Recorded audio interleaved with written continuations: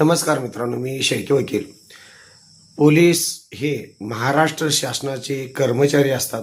मित्रांनो, संपूर्ण पोलीस कर्मचाऱ्यांना भारतीय न्याय संस्कृतीप्रमाणे काही कायदेशीर हक्क, सामाजिक सुव्यवस्था राखणे, त्याचबरोबर समाजामध्ये कोणत्याही प्रकारचं अनैतिक कृत्य होऊ नयेत किंवा एखादी घटना घडत असताना जी व्यक्ती आरोपी आहे त्या आरोपीमधील असणारी गुन्हेगारी वृत्ती संपली पाहिजे असं आपले भारतीय संविधान सांगत असतं. व्यक्ती संपली नसली पाहिजे, त्या व्यक्तीमध्ये असणारा गुन्हेगारी प्रवृत्ती ही संपली पाहिजे. त्या दृष्टिकोनातून पोलिसांना कायदेशीर अधिकार दिलेले असतात. ह्या अधिकाराचा योग्य तो वापर पोलीस वर्गानं केला पाहिजे.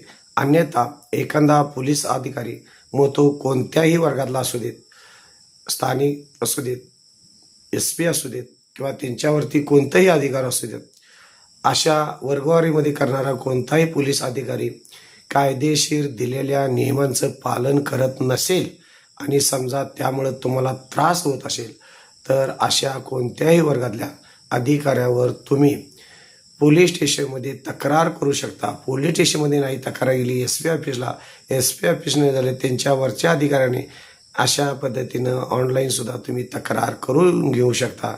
त्यामुळं राज्य शासनाचे पोलीस हे कर्मचारी असतात. त्यांनी जनतेची सेवा करणे आणि संरक्षण करणे ही कर्तव्याची जबाबदारी आहे.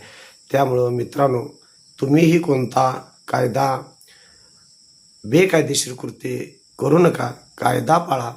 त्या पद्धतीनं पोलीस हे आपल्या संरक्षणासाठी असतात.